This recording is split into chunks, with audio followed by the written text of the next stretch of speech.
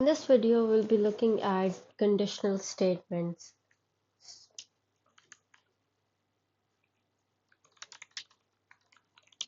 So our conditional statements is if, else, else if. So here it's if something is this, then do that. So that's how conditional statements are used. For example, I have a variable a and a variable b. Now, I want the condition that if a is less than b, then you need to print a is less than b. For that, and pay close attention to the syntax, if a is less than b, print a is less than b. So a is less than b, so it will print. But if I change it, if I'm saying if a is greater than b, then print a is less than b, then print a is greater than b. When I run this, there will be no output because a is not greater than b, so this condition will be skipped.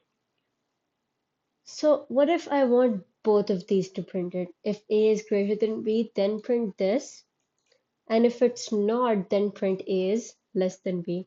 So for that, we use the else statement. So if a is greater than b, print a is greater than b, else print a is less than b. Now here we have both the conditions covered. So if a is greater than b, you will print this, else, so else meaning if it's less, then you will print this. So here it'll print a is less than b. What if we change a to 12? Then it will print a is greater than b. So before moving further, let's go over the comparison operators, the greater than, less than, greater than equal to, less than equal to, and not equal to. So let's use all of these at least once.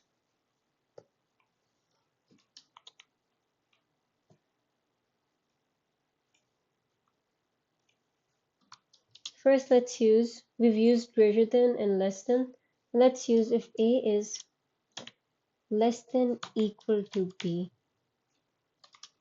print a is less than or equal to b. So here, if both are 10,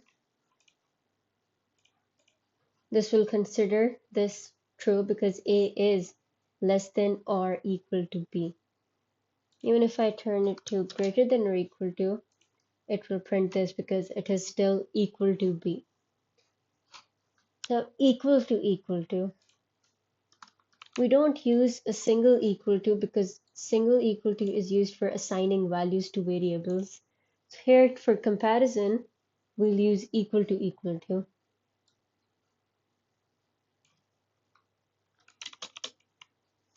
So here, this is true, so this will print this. But if I change it, even if it's greater than, less than, it will print nothing because this condition here won't be true.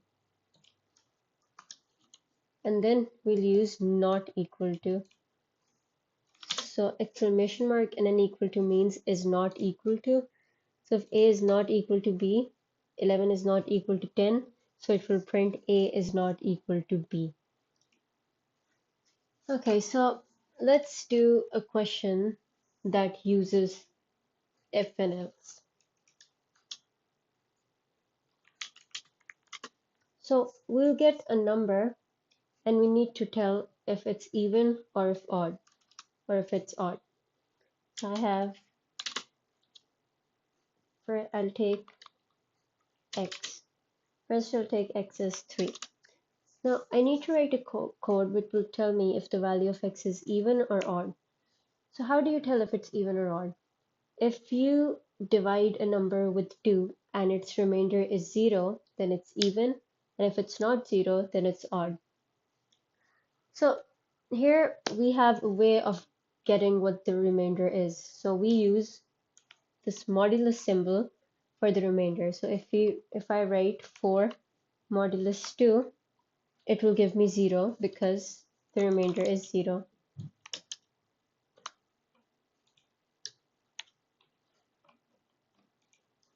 Here it's giving me 0 because 4 divided by 2, the remainder is 0. If I do 4 divided by 3, give me 1 because the remainder is 1. So we can use this logic to write this code. So we'll write if x modulus 2 is equal to 0, we just studied this up here, then we will print x is even, else we will print x is odd.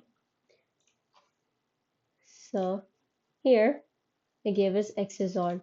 Let's change this to 8. Then it'll say x is even. So that's how this works. We can also change this code to give us odd first. If it's not equal to 0, then x is odd. And if it is equal to 0, then x is even. This will give you the same output.